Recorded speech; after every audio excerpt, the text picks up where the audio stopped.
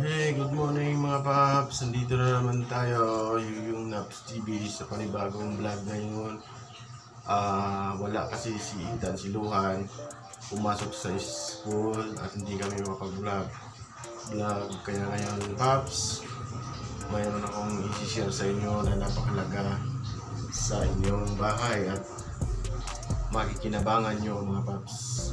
Pwede nyo gawin at kayang-kayang nasa bahay sa araw-araw yung ginagamit. Kung mayroon kayo nito paps, ay pwede nyo subukan para tumagal lang yung gamit mga paps. Eto na, ito yung share ko sa inyo paps. Ito, ang rice cooker na ito ay napakatagal na. Binigay sa akin ng nanay ko at itatapon niya na sana ito kasi hindi niya na napakinabangan at gusto niya nang ipakalakal. Sabi ko sa kanya mga paps, sa nanay ko, akin na lang yan kasi marunong naman ako sa ganito gumawa, kaya binigay sa akin mga paps imbis na itapon. At ang ginawa ko dito mga paps ay may ginawa po ako dito na nung pagbigay sa akin, ginawa ko pagkatapos may pinalitan na ako dito. Tapos ngayon tumagal siya ng 1.5 years. Napakatagal nito mga paps. O yan o, tupi-tupi na yung hawakan niya. Ayan o, balikong-baliko na sa luma. Ayan mga paps, isa itong rice cooker. At tuturo ko sa inyo kung paano ang ginawa ko dito, kung bakit tumagal siya ng 1 taon at kalahati at hanggang ngayon gumagana pa rin ito mga paps at nakikinabangan pa rin namin. Kaya kung gusto nyo itong video na to, panoorin nyo hanggang matapos para malaman nyo kung anong ginawa ko dito, kung paano siya tumagal mga paps nang hanggang ngayon ay hindi pa nasisira at nakikinabangan pa rin namin. Kaya yung mga may rice cooker dyan, panoorin nyo to at alam ko na talagang malaking pakinabang sa inyo to. Ayan o, sa araw-araw nyo na pagsasaing at napakahirap pag nasira na ito. May iba nga 6 na buwan lang sira na kagad mga paps. Rice cooker bagong bago. Ayan o, balikong baliko. Ayan o, ang ginawa ko dito mga paps, abangan nyo. Ito ang ginawa ko. Ayan mga paps, bubuksan natin ang rice cooker. Paano ang ginawa ko dito, kasi nung binigay sa akin ng nanay ko ay hindi ito gumagana. At titingnan natin ang loob. Ayan, buksan nyo lang itong screw, 3 screw. Ayan, 3 screw. Buksan nyo lang. Tapos ayan mga paps, yan yung loob. Ito yung pinalitan ko dito paps na hindi siya gumana.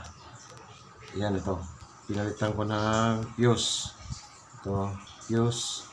Ayan lang, pinalitan ko ng fuse kasi nga nasira na to ng nanay ko at ito ay hindi na gumagana at lumang-luma na.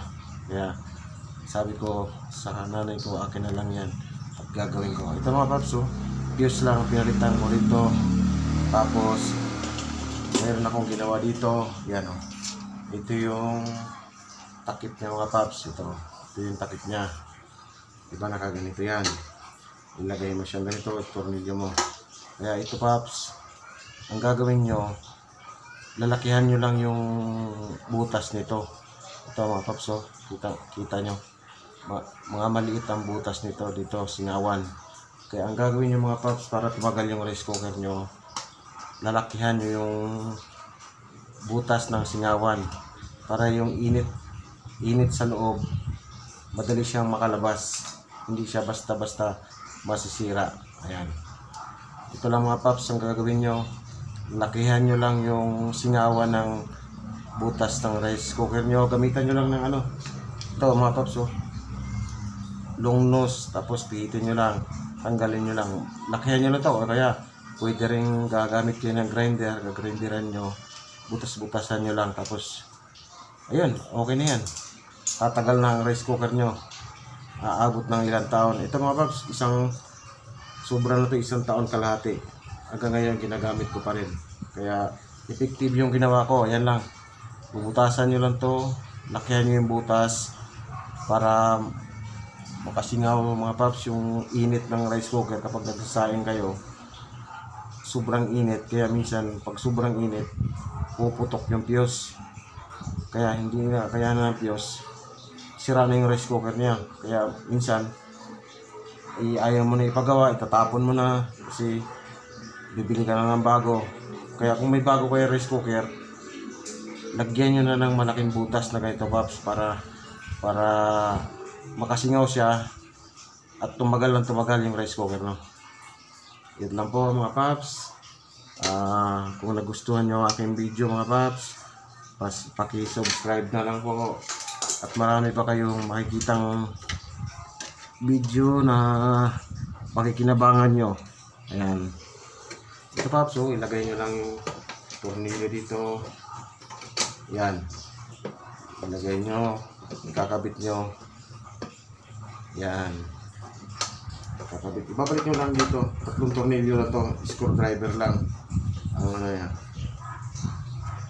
Yan mga paps, screw lang yan, okay na. Dip. Yan, okay na mga paps. Ganyan lang, oh, ganyan lang gawin nyo.